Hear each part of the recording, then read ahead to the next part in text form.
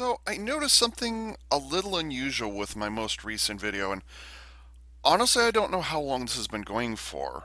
Just, I'm not entirely certain. I'd have to go back for as long as I've been using this webcam specifically, but there seems to be some discrepancy as far as what it's actually showing.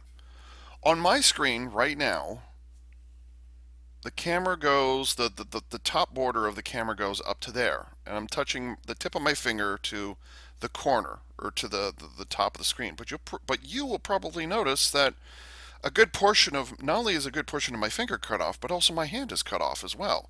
So what I'm seeing here, what I'm seeing here, what I'm seeing here is not the same as the final recording. And it has nothing to do with the editing program. It's just the raw file, for whatever reason, crops the picture a little bit. I don't understand that. I don't know what's going on. So, I mean, I'm at a far enough distance away. It looks fine on my screen. It really does. But for whatever reason, when I look at the raw file that's sitting on the folder or whatever it is, all of a sudden it's cropped. It's not a zooming problem. I don't know what it is. Just for whatever reason, it's cropping. It's automatically cropping a couple of inches. It's cropping a couple of inches. It's like kind of sort of. I'm guessing it's cutting off the top of my head for whatever reason, and it's getting me way closer. So I'm only just now noticing this after how many years of doing these unboxings, like this, couple of years, whatever it is. So I don't know what to do about that.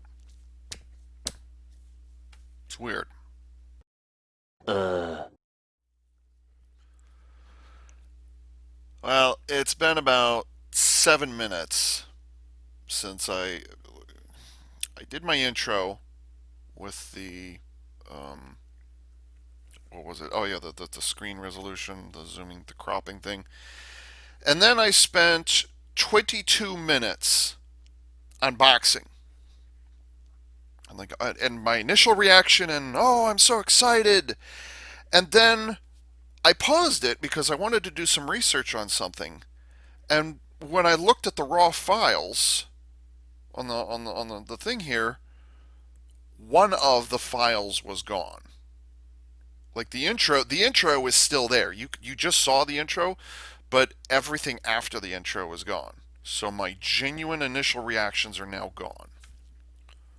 I don't know how it happened. I don't know how it happened. I think it might have been me because I think I fucked up in in labeling the raw files as they were coming through. I think I fucked up. So it might be my fault. That might be my fault because like the last time this happened was almost a year ago. And I want to say it was the big powered GVIMS. That's where I had this huge intro and I recorded the whole thing. Went back the next morning and it was all gone. So I think that just happened again. So okay, note to self: never rename the files while you're still recording.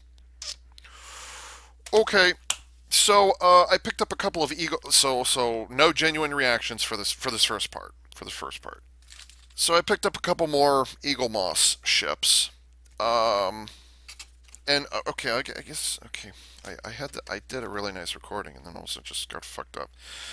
So ordinarily I would have purchased these directly from Eaglemoss, but I realized that this particular design, they're not making it anymore, and I'm like, oh shit, I better hurry up. So I scoured the internet, like, okay, Big Bad Toy Store is still carrying it. So when I got this, I was really surprised to see, when I got this in the box. I was surprised to see that actually the whole thing came in a bag, which none of the other Eaglemoss designs that I've gotten have had this. So either this is like a BBTS exclusive thing, or this is how they get it from directly from. This is how the stores get it from Eaglemoss directly from Eaglemoss. I don't know. The point is, it came with kind of a nice bag with some stuff on it. So yep, there's that. Um, God, that makes me sick. Okay. Okay, so anyways, the very first thing that I purchased was the U.S.S Thunderchild from Star Trek First Contact. And it's specifically labeled as the Akira Class, which means it is, yes, it is that Akira Class that I've been referencing since When did I get the NX-01 Enterprise? I think it was it December or January? I think it was January this year. So seven almost 7 months ago when I got the NX-01, and I said, "Oh yeah, the Akira class, the Akira class, the Akira class." So now I actually have. We'll get off there. So now I actually have the Akira class, and holy shit, it is heavy. This is was it 10 inches I think, and it's just as long and it's just as heavy as the Akira-prise. Although the weight, ow, sprained wrist. The differences are not in the sizes of them, but I think it's the weight distribution because all the die-cast metal is on the underside of the saucer. Is on the top as well. No, I'm sorry. All the weight is on the top of the saucer. All the die-cast metal is on the top of the saucer, and then everything else is what's that called? Is ABS plastic, as opposed to the Akira class, the actual. And I'm gonna have to do this whole thing all over again, except without as much enthusiasm because disappointed. The difference is that this ship, the die-cast metal is distributed much farther, so the entire top of the saucer and a good portion and the kind of the outer rim of the saucer, that's all die-cast metal. But these arms that extend up here, these are also die-cast metal, and then the pylons are also die-cast metal. The center bottom of the saucer, so like the engineering hull section here, this is not, or it's, yeah, kind of the intersection here and the engineering hull, these are plastic. There's a little bit of the arms right here, that's plastic. The underside of the torpedo launcher, or whatever this is called, this is also plastic, and both nacelles are also plastic. So there's the shape is actually slightly smaller. It's a little more refined than the NX-01. The NX-01 it's all just one big clump right and around the saucer, but in this one it's kind of spread out a little more. But I think the weight of the two ships is the two replicas is about the same. So, anyways, oh really? Oh, what I did not notice until just now is that the name of the ship does not appear anywhere on here. Now the registry number is here, but the name of the ship is not. I did not know that until just now. Now this is the U.S.S. Thunderchild. It says special issue, not XL edition. Oh, that's wait. This is a special edition. I could have sworn it was an XL. Okay. In any event, um, all those genuine reactions are gone. I'm sorry. That's just the way this works out. So, the Akira class was designed for Star Trek First Contact. There was a fleet battle involving Starfleet, and they needed to have a bunch of background starships that are running around and doing shooting and stuff. And the Akira class is one of those ships that was designed. But the design of the ship really took off with Trekkers. It was a very popular design, which is why the Akira class is the only one of those first contact starships that's gotten a larger version. The Norway class, the Steamrunner class, and there's a Steamrunner, yeah, Steamrunner class, and there's a third one. I can't think of what the third one. You know, it's the Norway, the Steamrunner. I can't think of the third one. I'm derping. I'm sorry. So there were like four different ships that were designed, but this is by far and away the most popular of those newer designs at the time. And it was designed by Alex Yeager, and it was specifically designed as an homage to the Miranda class, the U.S.S. Reliant from Star Trek II: The Wrath of Khan. It has a lot of very similar kind of the where things are located and what kind of shapes and things like that. So it's got the torpedo launcher above and behind the saucer. It's got the nacelles below the saucer.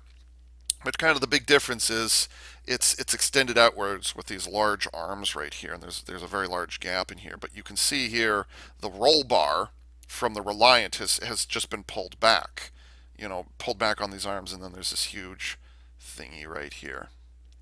So yeah, that is so. This is like a 24th century next evolution of the Miranda class. This is what this is meant for, except that it's a bit more badass because it has like is it like five or six torpedo launchers on it, which is ridiculous because like this right here That's a torpedo launcher, and then there's a torpedo launcher. Where is it? Yeah, it's a torpedo launchers directly underneath there, and then there's torpedo launchers up here, and then there's torpedo launchers back here. So like this thing is just covered in weapons, and I want to say this is an actual warship. Starfleet doesn't do warships; it'll do heavy escorts or stuff like that.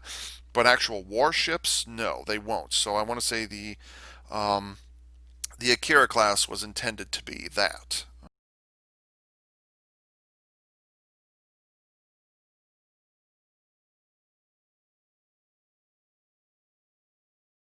Oh, that's an interesting way of molding that.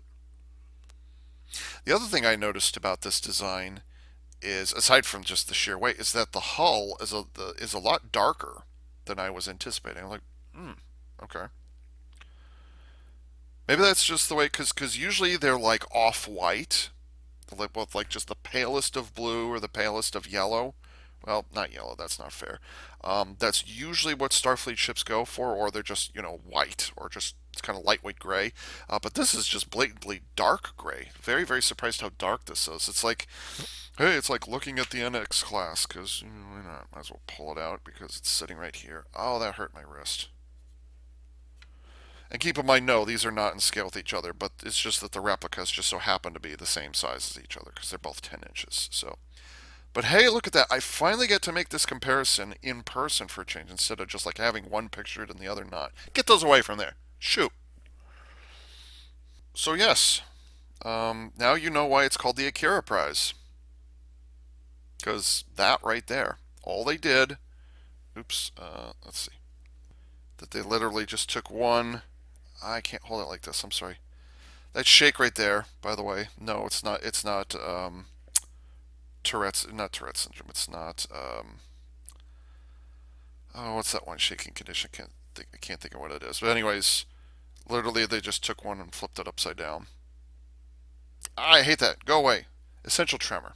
That's what that shaking is. It's called essential tremor. It's not degenerative. Well, it is, but over the course of like decades, it's degenerative. You're born with it. You have it your entire life. That kind of thing. Sorry. Anyways, distracted. Anyways, the reason I paused the previous recording and then noticed that I lost the previous recording is because I noticed that the impulse engines are just blatantly not there. The impulse engines should be here, and they should also be here. Right there. But they're not. They're just very, very tiny painted slits. And so I was going to pause the recording and take a look. But it turns out, no, actually, the impulse engines actually are like that. And you can see the picture over there.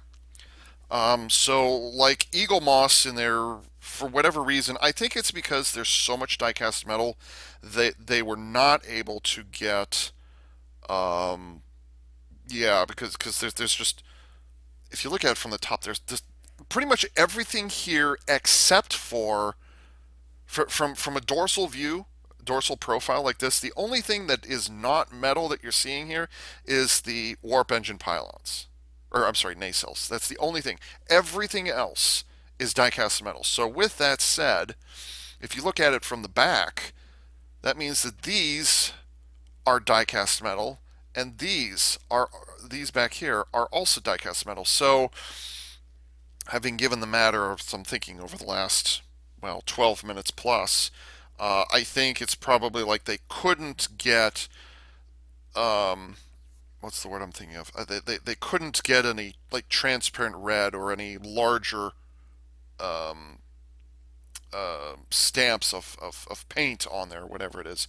So what they just ended up with is these really thin, really tiny, um, whatchamacallit, paint applications, which look really small. I mean, in person, I mean, on camera from where you are here, you're not going to see them at all, just because my crappy camera and just the way the lighting is. But just I, they actually the impulse engines are painted. It's just they're really thin slits. So they're just like little, and that's it all the way across. So yeah, you're effectively caught up, except for the holy shit, it's heavy reaction. So yeah, this was a very popular design when it came out. I mean, everybody liked this thing. And for the record, yes, I did. I looked at the other ships, the Norway, the Steamrunner, and the third one. I'm totally blanking on. I looked at those as well, but I'm like, the other part of the problem is that they're not going to be anywhere near as big as this because they're all standard edition. So all of those other ships, now there is a standard edition Akira class as well, but they're all only going to be about that big. For comparison, this is a standard edition ship. This is the Warp Delta. So basically, that would be the size difference. Actually, that's actually not too bad in scale differences either. But anyways, yeah, they have the other three first contact ships are about this size. I don't think they made an XL just because they exist and nobody cares. So like I could get the others, but they would all be this size, and I'm like, I'm not sure if I want to get them or not. So also I don't know if they're still being produced at this point or not. I'm not certain. So there's a couple of things. The display stand is nice and heavy. And unlike the 10-inch Akira-prise, this is also tilted significantly, just like with the U.S.S Excelsior that I unboxed. Was it last week or a week before? It's also tilted at a very steep angle. You can see how steep that is. Most of the time they're pretty flat, but this one's like no. Even though the display stand is a little loose, there's not a lot of friction on display. Um, Unlike the NX-01, the arm or the tines, the fingers of the display stand are quite long, quite generous. So yes, it will stay on there quite easily. So even though it's a loose fit, there's no friction whatsoever. It's not it's not going to tip over anywhere near as easily as it did on the XL edition NX-01. The other reason I was going to pause the video is because I wanted to verify some information about this. So, anyways, here's the magazine. Magazine, yay.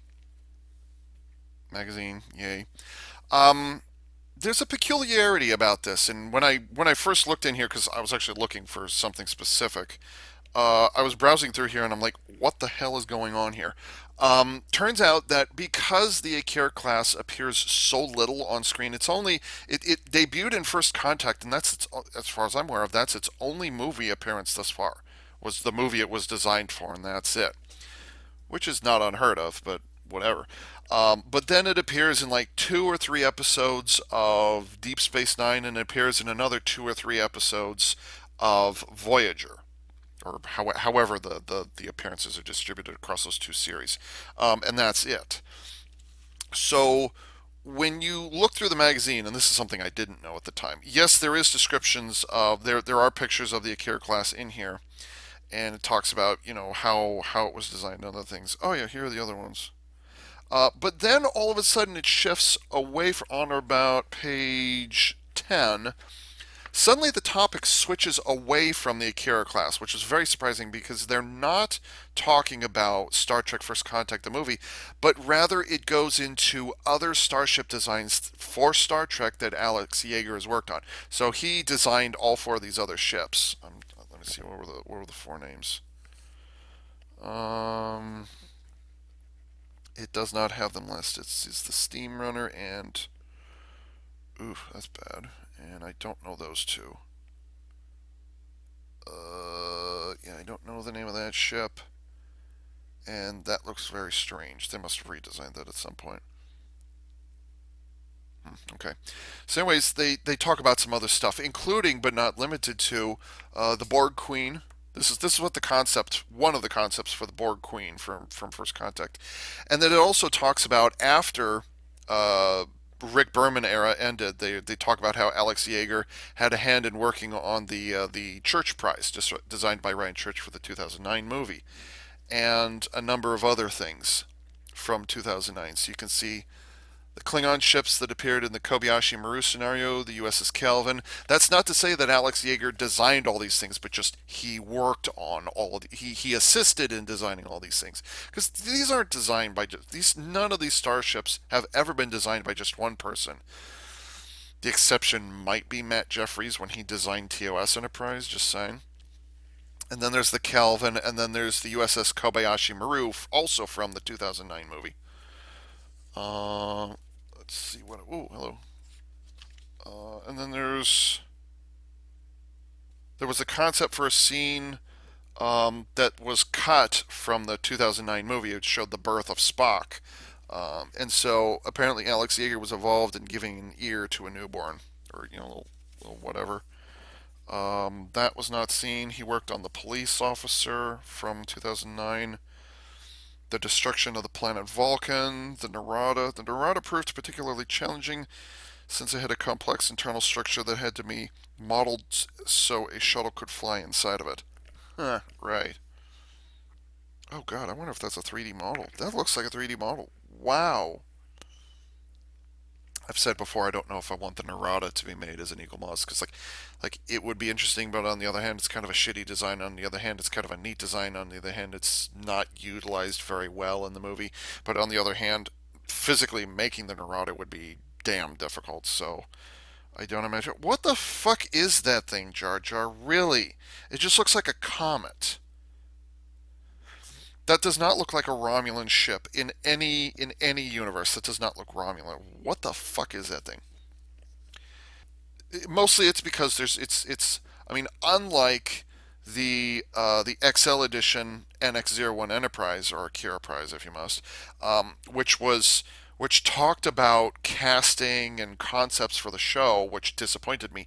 This does, like I was initially surprised, but I'm not upset now because, like, oh, okay, the Akira class, that's really hard to say, um, is only on screen, like a handful of times, and that's it. So obviously you wouldn't be able to fill up all those pages with information about a ship that only appeared 5 times. And once you kind of talk about the concepts, that's it. I don't even know if they mention the other times that it appears. Um, so whatever.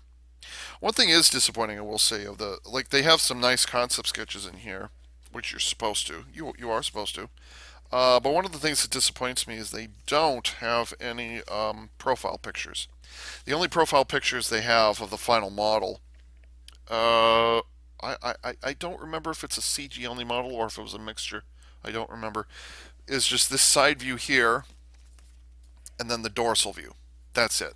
Those are all the profile pictures you have, which is why I turned off the video so that I could go to another so I could go to a website and I could do research on those impulse engines. So see how the nice cyclic thing coming around here? Okay.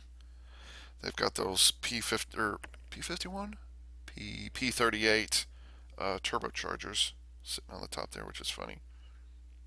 Which one of many characteristics that the Akira-prise carried over is it's got, where are they? Hard to see. Just behind the bridge on either side here. If you look at the American World War II fighter bomber, or is it an interceptor? I'm not sure. This is called the P-38 Lightning. If you look at that, there's uh, part of the engines are exposed on the top of on the top of the fuselage. Not fuselage. I guess it would be fuselage. I don't know. On those twin booms that come out on either side, you could see part of the engines on the top there. That picture over there. Hopefully, I have.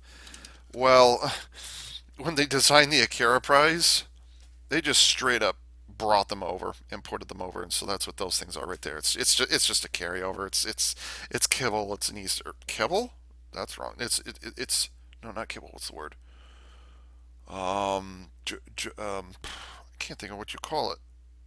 Gribblies. Those are gribblies that were carried over from real world counterpart because they're like, oh yeah, it's the twin booms from the P-38. So, did I talk about the warship aspect of this? I don't remember.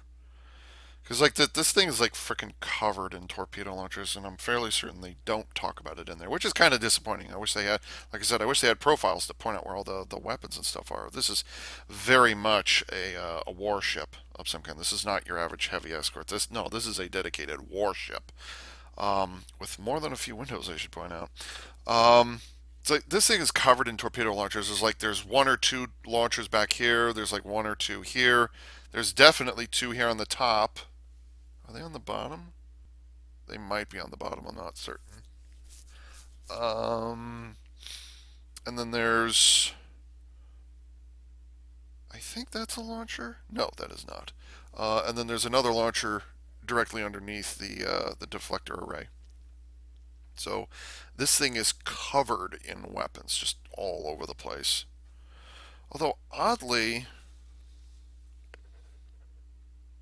oh, those are not. Hmm. Maybe she's not. Well, I know she's covered in torpedo launchers all over the place. I do know that. So it's kind of a gunboat, if you want to think of it that way. So it's less about the phasers and more about um, what's going on here. Oh, I bet I know what it is. I mentioned in a previous video, previous Eagle box or yeah, right, Eaglemoss unboxing. Yeah, Eagle box. Okay, why not? Um, I mentioned that the Enterprise Echo, also from First Contact, when they were designing it, all of the attacks that the Enterprise undergoes happen from the front or from the underside, and so when they were designing the Enterprise E, um, was it Doug Drexler or I suddenly don't remember who designed the Enterprise E.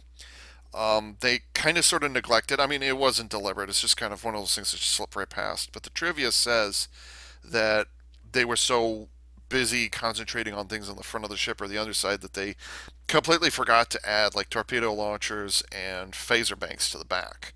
And so right now in the heat of the moment, I'm suddenly realizing, oh, maybe the Akira class. Okay, Akira-prise. I need to. That's going to happen more than once. I'm wondering if the Akira class has a similar problem. Yes, she is covered in torpedo launchers, but she has so few phasers. Because right now, all that I'm seeing is I'm seeing a single phaser strip here, which is standard affair at the time. You know, big single one. The Enterprise D from Next Generation had that, and then there's another phaser strip here and another one here. That's only 3 phaser emitters I'm seeing right now. But unless they molded it wrong, which is known to happen but is very, very rare, I do not think this little thingy that you totally can't see. I do not think that is not a phaser strip right there. That is not. But I'm wondering if the Akira class succumbed to the exact same problem um, that the Enterprise E did. They were so busy focusing on attacks or whatever it is from the front that they kind of sort of forgot to detail the back. Like they detailed it, but not enough. So I'm wondering if that's the case here. So,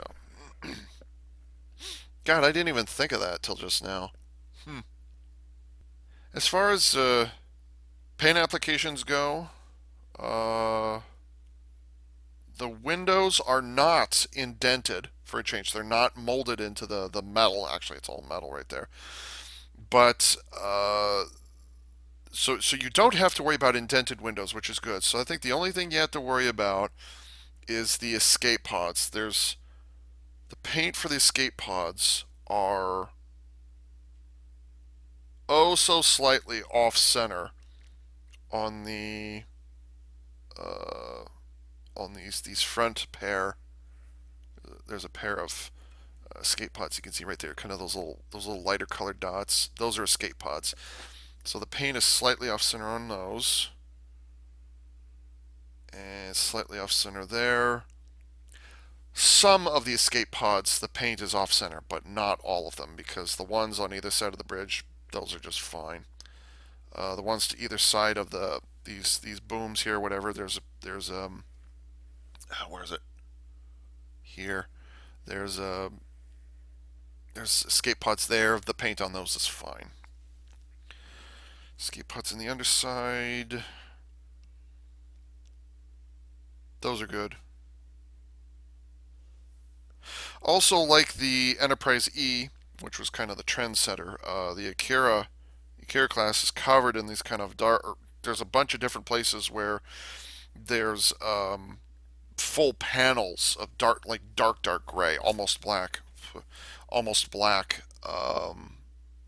hull panels or whatever it is, which I'm not entirely certain what they were planning on, but you can see some of it here, here, back here, and then there's a little bit in there as well.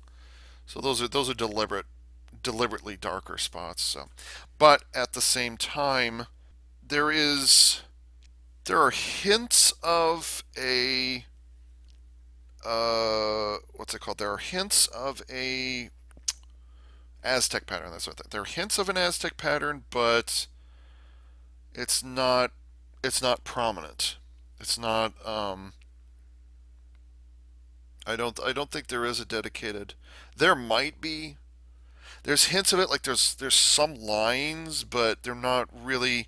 I think what they were trying to do, it's like this ship has been around for a couple of years by the time it gets to this point. So it's like they're showing the ship as if it's been worn for about 4 or 5 years, or however old the ships are. So it's like the the Aztec pattern's not going to be as prominent or as well defined as. The other thing is that on screen you don't see an Akira class up close in that level of detail. You don't see it. So they didn't really need an Aztec pattern. And indeed, looking at the magazine cover here, it also does not have an Aztec pattern. However, the profile there suggests those are not just, that's not Aztec pattern, but it looks like the hull has just been worn away, like it's been beaten up a couple of times. So it's not as badly beaten up as the U.S.S. Franklin or the U.S.S. Kelvin replicas, because those ships, they do have Aztec pattern on them, but they were also designed to be front and center, and they're also meant to be seen really clearly on the big screen. The Akira class was not meant to be seen that clearly. So maybe they didn't come up with an Aztec pattern even for this replica. So I'm not going to be angry about that, because like maybe they never made one for it. That's entirely possible. There's hints of it, but it doesn't actually have. Oh, last seen in game. Okay, all right. Oh yeah, which makes sense. Okay. And if I remember correctly, because this is a warship of some kind, it also has not one but two shuttle bays in completely different locations. So there's the main shuttle bay back here, which does make sense. But then here's the curious part: there's another shuttle bay on the front. And I want to say that they're using those Maquis Raider. Well, they're called Maquis Raider ships, but they're called something else. They're officially called something else. Anyways, I think those are included in here. So it's not just shuttlecrafted, but it's actual attack craft that are stored inside of the Akira class. So that was also something that was like, okay. That's a very curious red stripe along the bottom of the hull. At least the way the pattern turns out. Look at that red stripe. That freaking thing. Is that the only? No, there are others. But I would have thought that you would not have the stripe back there. It would just kind of stop at some point. But no, it actually horseshoes all the way around. Wow, that's a big shuttle bay. Holy shit. So she actually has 3 shuttle bays. Wow. Oh, there's little numbers printed on the shuttle bay doors. That's impressive. Wow. Yeah, that's it. There's just a couple of concept pictures, but there's no final CGI, whatever it is. That's disappointing. One of the things about most, not all, but most Starfleet warp engine pilot or warp engine nacelles is, believe it or not, and it's really subtle. You might not even notice it if somebody didn't type. But for most Starfleet warp nacelles, they tend to be larger at the front and then get smaller towards the back. But the Akira class, it's the exact opposite. They're smaller in the front and they get larger in the back. Interesting choice. It's flippin' amazing. I might as well do it. This is probably going to be the last time I'll have the opportunity to talk about this, but it's flippin' amazing how many details on the Akira migrated over to the NX class. It's ridiculous how many details, and just actually tiny stuff that appears on here is like enlarged and exaggerated on here. It's very strange the way they did that. In fact, the only thing that doesn't carry over is the kind of the engineering hump on the underside. It just doesn't have that. It's just a, I know my fingers are in the way. It just has that kind of lower dome thingy, and that's it. Because let's be honest, they had to. It's that they had to do that. But then on the other hand, when they did that, they just outright kept that. So just because the thing I noticed first, there are times I wish I had more than two hands. What I noticed is that there's this very tiny painted, which you can't see. There's a very, you'll just have to trust me, but there's a very tiny red hatch or something sitting right there, just inside of there, which then reappears on the Akira-prise as a huge actually it's over here, as a huge freaking door right there. So it's interesting. So they took a really small detail from there and they made it larger here. The turbochargers, the P38 turbochargers, they are on the Akira class. It's just very tiny. You wouldn't even notice it if you weren't looking. Just poof, gone. There it is. It's not there. So it's very strange the way that turned out. And then there are other things that do appear here I'm sorry, that appear in both. Like, it's larger on the Akira class, but it's smaller on the Enterprise. For example, these impulse engines are very tiny, as opposed to on the Kira, where they're very large. Because those are actual impulse engines. Like the Akira class has 4 impulse engines. Technically, the NX class also does. They're most prominent here, but they also have them here. They're in the exact same positions. It's just the sizes of them are different. They're a lot smaller here. They're a lot larger here, which is the reverse of the Akira class, because they're larger here, but they're smaller here. Ooh, you can't see that. I'm sorry. They're larger impulse engines here, but smaller ones down here. You see how it's like some details are exaggerated on one, or they're shrunk down on the other. So it's strange the way that operates. Also, I'm not certain how much of this was deliberate or not, but you'll notice that the Akira class kind of fills out. Not only is there stuff above the saucer, but there's also some stuff below it as well.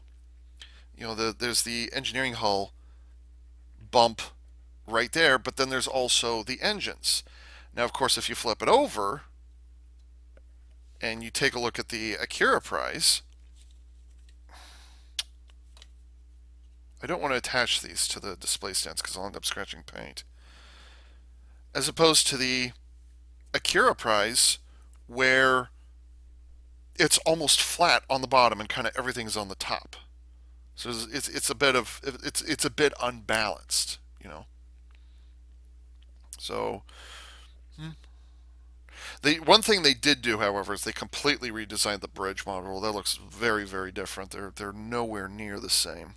So kind of looks like a fish with a bow tie, or it looks like a fish on the Akira class, but then on the Akira-prise it's a completely different thing. So, and the same thing as the bottom here. You've got this dome here versus the engineering suction or whatever it is on that. So also the other difference is that the nacelles are mounted almost midpoint. They're mounted slightly forward, as opposed to the Akira, where the nacelles are mounted at the back. So they just kind of took these and shifted it that way and then brought these forward. So yeah, I spent a lot more time on this than I thought I would. Heavy buzzard. Real heavy. I was going on about the Excelsior being heavy, but it's like, no, the Excelsior has like the entire top of the saucer, and then, is that right? Yeah, the entire top of the saucer, and then the top of the engineering hall, the whole thing. It's this whole strip running down the back. But this is like, nope, that's all die cast. That's all die cast, and this whole wing thing here, that's also die cast. So good deal. Good deal. I'm slightly disappointed with the impulse engines, but I can understand why they made the choice to just do really thin paint strips, because they're vents, they're slotted vents, which is kind of an unusual thing. So I guess it's kind of like they didn't want. It's almost like they were trying to protect those engines. Um, they're slots, so you can only see them from the back, but you can't see them from the sides. So it's like they're limiting the direction that the fire that the incoming fire can hit. But I'm surprised how tiny the impulse engines are on the back here. That does surprise me how tiny those are. That I guess the Akira-prise has spoiled me in that regard. Now that I think about it, I wonder if I should get myself a Miranda class ship now. Because like then I'll have the real trifecta. Because this was inspired by the Reliant. This was inspired by the Miranda class. So like if I'll get a Miranda, and then the Miranda turns into this, and then I've got the NX Enterprise, and then I've got the Franklin, and then I've got the Shepherd class from STD. So I'm gonna have like five of the same hull design. It's just in two of the cases, two out of those five designs, two of them, the warp nacelles will be on the bottom, and the roll bar would be on the top, as opposed to maybe I should. Reliant is okay. Oh, that was weird. So I just had this moment where okay, I just had this really weird moment where I was looking. I'm looking at the ship from the front, and I was looking at the forward shuttle bay or whatever it's called. I'm not entirely certain what that is. Um, at least I think it is. They might have changed it at some point. I don't know. But anyways, I was looking at this, and then I looked at the top half of the saucer and the bottom half of the saucer, and I'm like, wow, that's really thick. The reason this is surprising to me is because um, the NX1 is not as thick. Like the how high the bridge is from this edge right here, and then how small. I mentioned earlier how flat the ship is on the underside. Just has this little dome here. So like I'm so used right now. I'm so used to seeing this ship in profile that when I get the Akira class on my shoulders or in my hands, shoulders right. When I get this in shape, God, when I look at the saucers, you can see there's like two different thicknesses at work here. I'm trying to give you the best angle I can. There's like two different thicknesses. And it's like I looked at this, I was like, whoa, Eaglemoss molded that wrong, and I'm like, no, they designed this completely differently from this. So I just got disoriented. I'm like, wait, what's going on here? So there's a couple of windows on the. See, that would be the port side. There's a couple of windows. Looks like the painting is a little faded right there. Like maybe it wasn't painted on properly or something like that. They're a little faded, so just yeah. But I looked at the other side and yeah, they're just fine. So 440 meters. Oh, maybe I'm thinking of 330 because that's the length that the Shepherd class from STD is shorter than this, which I suppose I should point this out because why not? Um, so this is actually smaller than the Akira class, not just. So these are, even though, and again, scale matters not when it comes to Eaglemoss. But so it'd probably be more like that. It's like the Akira class is freaking huge compared to this thing, or rather, the Corolla is real tiny. But on the other hand, in the Kurtzman era, most of these ships are a lot larger. So like maybe it's like, no, that's the difference, or something like that. So I think this is like, was this like 300 meters, something like that? I don't remember. So it'd probably be kind of like that. if they were really in scale with each other, I'm guessing. Or maybe this is 500 meters, in which case it would be, more like that. I don't know. So, anyways, yeah. I still like this. I still like this design. I'm not going to nitpick it at this point, but yeah, I still like this. No regret. So I was just about to put this away, and then I remembered. Oh yeah. Oh. And then I remembered. Oh yeah. This. Here's the kind of the unofficial shuttle bay that is not a shuttle bay right there. It's like you've got the drop bay right there with the shuttle pods come down, but then they never described on screen what that area is supposed to be. Because like, what's it there for? It's just kind of a thing that hangs out there, which they never used in Enterprise as opposed to the Akira class, where it's actually like three shuttle bays sitting right there. So like ill defined, well defined. It's like what is that supposed to be? I have no idea.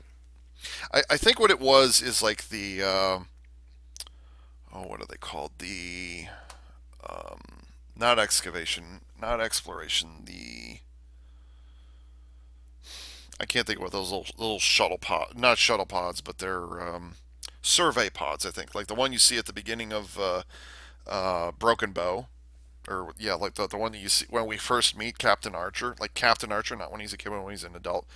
Um, that little cylindrical coffee cup shaped thing or styrofoam cup. Travel pods. They're called travel pods. Anyways, that the NX-01 can carry like two or three of them or something like that. So that's what those. That's what that shuttle bay thing is back there for. So allegedly, if they don't say it on screen, it's not canon. So we don't know. Huh. I wonder if they changed the design of the display stand at some point. Because where it's shown in the picture, you don't need to look at the. Why do they even give you instructions on how to attach the thing? You don't need to. It's kind of obvious. All you have to do is look at the box and you know where it is. Anyways, I wonder if the tines, the four fingers of this thing, I wonder if they were originally, because right now they go directly over the shuttle bay, which is all well and good. But I wonder if originally Eaglemoss was going to have the display stand reach to the outer side, just the way this picture looks. Like, oh, I wonder if they changed it. Hmm. Which is possible. I wonder if I can take the display stand from the Akira class and attach it to the Akira-prise, the 10-inch version. It's like, oh, maybe that'll work. The Akira class was one of several ships Alex Yeager designed for Star Trek First Contact, a film that was his big break in visual effects and started his association with Star Trek. Oh, okay, so he debuted on it. All right, okay, fair enough. With the Akira class, yeah, I can understand that. The Akira was given more attention than the other ships that Yeager designed. He produced these drawings showing it in detail and from a number of different angles. Hmm. You can see a picture here. I mentioned the shuttle bay behind the saucer, and you can see that shuttle bay right there. There's one. There's a smaller one there, and then there's a third one there. So we're looking at that's the back of the saucer, and then here's the two pontoons. So why am I calling them pontoons? You don't need to show them. The Akira became an extremely popular ship that went on to feature in Star Trek Voyager. I thought the Akira class was in. I thought it was in Deep Space Nine. Um, I don't remember the name of the episode. Something about angels. I can't think of what it's called. It was, the battle is called Cisco's Run, but I can't think of. It's like where angels dare to tread, but that's not right. That's not right. I can't think of what it's. Sacrifice of Angels. That's what it's called. The episode Sacrifice of Angels. I could have sworn there was some Akira class bouncing around in there, and definitely towards the end of the series as they were making their move on Cardassia Prime. There's a nice concept image, and you can see right there, just in front of the sauce, or I'm sorry, just in front of the in real thin stencil right there, you can see the name U.S.S. Akira, because again, the first ship of the line is the name of the class. So it's the Akira class. The very first ship would be the U.S.S. Akira, and then after that, that's the last that they talk about the Akira class. Yeager designed an entire fleet of ships to take on the Borg. which I mentioned earlier. He says they all drew on the same kind of blended shapes that had been established by the designs of Voyager and the Defiant. I think I showed this already. I don't remember.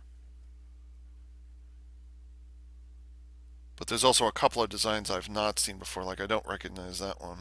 I don't recognize that. And while while I do recognize this, and this is, I have no idea what that is because this has three nacelles on it. There's the two above and then there's one below. So I don't know what that is. And then which one's this? Yeah, this is the Steam Runner, which I would not mind getting. I wouldn't mind getting that one, but again, it would only be about 3 inches tall from Eaglemoss. Uh, that looks. I feel like I've seen that one before, but I'm not certain where. And I have no idea what that is. I can't see what I'm doing. I don't know what this design is. That's weird to me. And I think this. Oh, that's the Steam Runner, and I think that's the Norway. I don't remember. Huh. Alex Yeager added the. I think it was him. He's the one who added the. I might as well pull this one out since I have it. He's the one who designed the nozzles on the back of the Akira-prise. Yeah, I've got that programmed into my brain and I can't get rid of it now. On the back of the Church-prize. Yeager was the one who was responsible for that. Yeager had designed futuristic cars for the scenes that would play out on Earth in Star Trek 2009. When they were dropped, he repurposed them as rail cars on Vulcan. Okay. Yeager's team at ILM were responsible for working out where the umbilical tether for Nero's drilling platform would look like in Star Trek 2009. Well, that Kobayashi Maru design is such a dud. It's just a saucer with some nacelles attached to it, and then there's a giant pair of cargo pods on either side, or bulk cargo pods. Just, you don't even see it. Like this was one of the ships. This is one of the great ship designs that we never saw on screen until 2009, and that's just kind of there it is. You see it in the background. You don't even see it in the background. It's like way back there, and it's a blur, and you don't even see it. And by rights, it shouldn't even look like that. Just saying. In the 2009 Star Trek, Eaglemoss, you kind of worded that a little better. We see the young Jim Kirk in rural Iowa. Yeager's original concept included a futuristic combine harvester. And the harvester has the brand name Abrams across the side. The scene in Star Trek 2009 where the policeman stops the young Kirk had originally been shot so you could see the actor. Director Jar Jar Abrams asked Yeager to design a new face so they could replace the human with something that looked more mechanical. Which, I suppose. Yeager came up with the concept of the destruction of Vulcan. His idea was that it had a black hole painted in the middle. Or, no, I'm sorry. His idea was that it had a black hole planted in the middle of it and then collapsed inwards. So he was the one who came up with that. Huh. Which, I suppose that makes sense. Yeah, why not? The Narada proved particularly challenging since it had a complex internal structure that had to be modeled so a shuttle could fly inside it. Or, you could just, put nowhere near as many tendrils inside that thing. Did I show this already? I don't remember, but what a freaking mess. Look at that. Look at that. Like, how is that a Romulan ship? How is that a Borg modified Romulan ship? It's like there have been huge mysterious starships in Star Trek before. So like I'm not protesting that. It's just what the hell am I looking at? And why is it always flying backwards? I don't know. Like it's supposed to be a mining ship, but like there's nothing there that suggests mining in even the slightest capacity. ILM created set extensions for the inside of the Enterprise shuttle bay, except that's not Eaglemoss. That's not the Enterprise's shuttle bay. That's a Starfleet shuttle bay. Whatever. A lot of work went into working out how to light the ships, which were eventually given a lot of build Oh, built-in lighting that created dramatic stadium lighting effect, except not. You can barely see it even in that shot right there. Mm, there's a lot of emergency shuttles right there, or medevac shuttles. Here, Abrams and both design teams knew that all eyes would be on the enemy ship, the Narada, as and the new Enterprise. "Quote: The Narada was probably the hardest thing in the film," says Yeager. "James Klein collaborated with us, and the sketches looked great, but building it was a real nightmare. We had to build these SPL splines, and then work out how to texture it and light it. There were perspective problems, so much so that we had to change the shape of it for a lot of the close-up shots. Maybe if the damn thing wasn't so complicated, you wouldn't have to worry about that." There's this one picture of the Borg Queen concept for the Borg Queen from First Contact. It says Alex Yeager, ILM 1996. So I guess that means that First Contact ought to come out in 97. So, yes, I am pleased with this. Yes, I am pleased with this. It looks neat from just about any angle. You can pull it off. Oh, that's a nice shot right there. That's nice. This angle, not so much. Like that nacelle gets a little too close. But oh wait, what was that? Try that again. That's kind of neat. I like that.